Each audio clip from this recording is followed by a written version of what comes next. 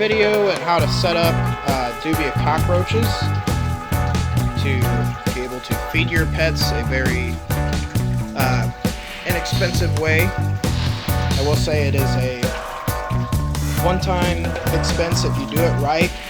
You will have to buy food monthly and water every once in a while depending on how you buy it. I buy wholesale and in bulk of things, so my food, I would get a container, like this is a container of the cricket diet, but it's also can be used for Dubia roaches.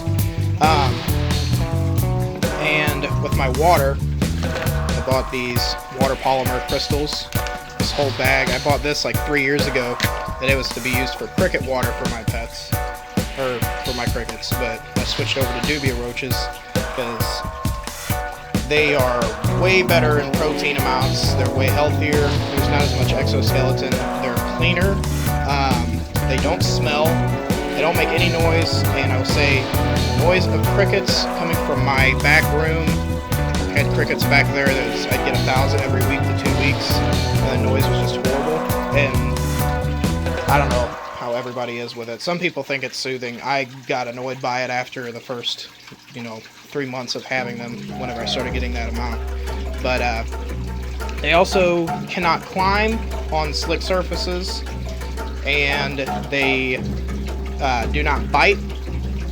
And if they were to get free, they wouldn't be able to repopulate. They're not going, if like a Dubia roach got out and ran around in your house, it would more than likely die because it's got to find a heat area. It's got to be a little bit warmer for them.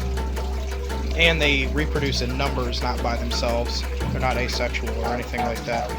I will say with your Dubia roaches, the best setup is to get a dark tub. Do not get a clear tub.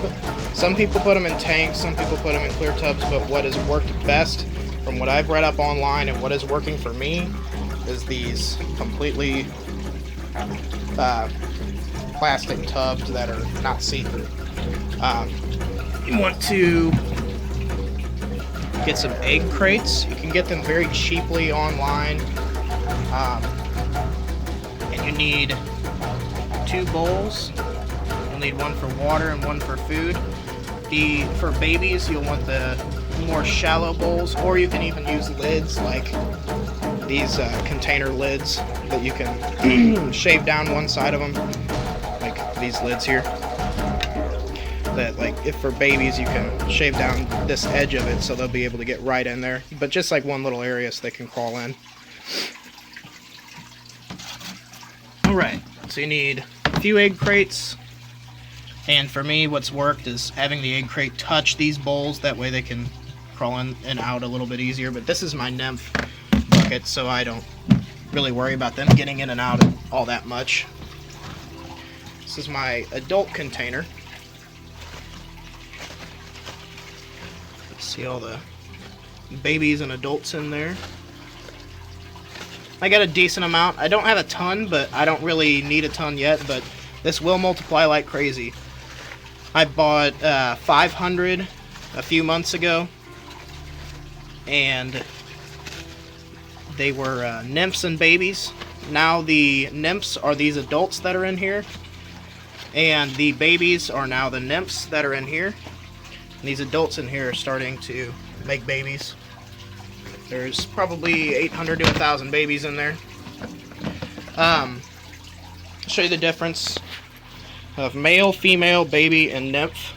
So I'm going to be talking about that a little bit. If I can grab one of these. Alright. This is a nymph. I'm going to try to get it in the right spot. They are a little bit smaller. They are anywhere from like the 3rd shed or the 3rd molt from a baby all the way up to right before they turn into an adult. But their last molt, then they'll turn into these adults.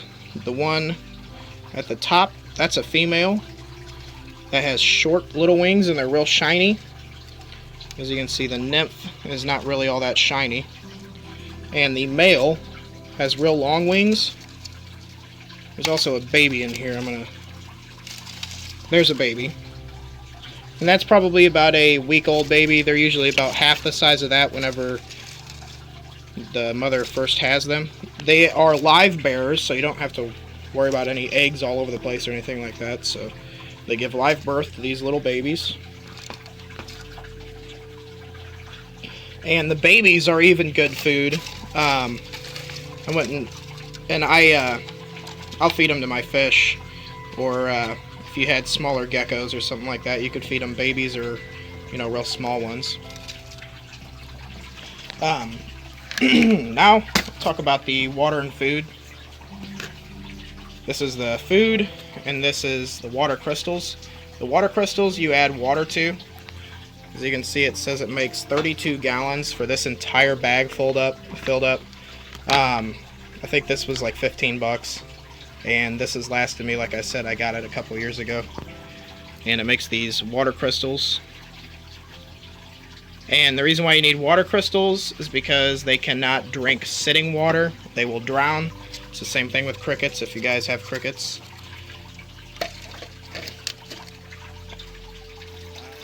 Alright, and also, you will need a heat pad to heat. Some people say half, I say 3/4 of the tubs. I have 2 heat pads down there. One's from Walgreens, the other one's a Zoom Ed heat pad. You can see I pushed them towards the back of this shelf. I have about 1/4 of it that is not being heated, and that's where my food and water sits. These guys need a decent amount of humidity. I'm not sure of the number, but having the water in there will rise the humidity. Also, as you can see, there's a lot of junk that's in the bottom. Sounds kind of gross, but it really does not smell, and it's very real dry. What that is frass, also known as roach poop. Whenever you are breeding them, you do not take that out of there. That is for the babies to eat. They live in it, and whenever they start getting older, then they start coming out of it more. There's some that are all over the egg crates, but for the most part, they're going to be eating the frass. They will also eat the food, which is sitting up here. And every once in a while I open this up and I see babies in the water. Also, word of advice is keep the breeding colony of your roaches pitch black. The only time you open this up, you don't usually shine a phone light into it, but the only time is to remove that first egg crate. I just set it on top. If I need to take my food and water out, I'll take my food and water out. Otherwise, I just top it off. If it looks real dirty, I'll take it out and clean them, but most of the time I'm just going to be topping it off. I'll keep that closed up. And with Dubia roaches, what has worked for me for a starting setup was to have them all in one. If you buy like a 500 to 1,000 amount, keep it all in one, because most of the time you're not going to have that many adults. Do not feed your adults. As I showed you, the adults are the shiny guys or the ones with wings. The shiny ones are females, like I said. The best way to breed these that I've read up and what has been working for me is 3 males or 3 females per male. So you have 3 of these short wing shiny guys per one of these. So I have about 90 females and 30 males, and that will make a lot of babies. The tub that I feed off of, though, is my nymphs, which eventually those babies that are in there, those little tiny guys, will be moved over here. Then I'll open this back up and grab a few nymphs out of here, feed them to my pets. There's a lot more there. And eventually, you'll get where the only thing you have to spend money on for food, unless if your pets are omnivores or not just insectivores, the only thing you'll have to be spending on is food and water. Since you'd be buying, if you buy like me and buy in bulk, it's like a 2-time expense a year for water if you buy a smaller amount than what I've got here, or you can buy the food in bulk like I've done. But The water crystals you can find at a lot of pet shops that they come in little containers that are a little bit smaller than this, and that'll last for a decent amount of time. And the food you can also get in containers about this size.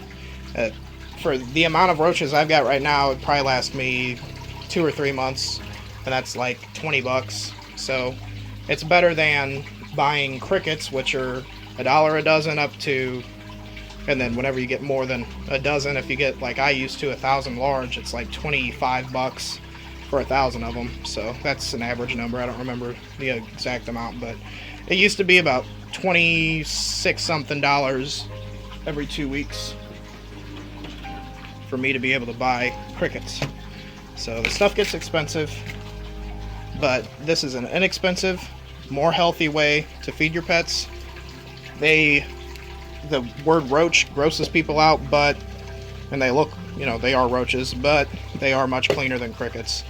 I honestly hate crickets now, so these guys have been doing way better for my pets. Not tortoises, but bearded dragons and Savannah monitors. So,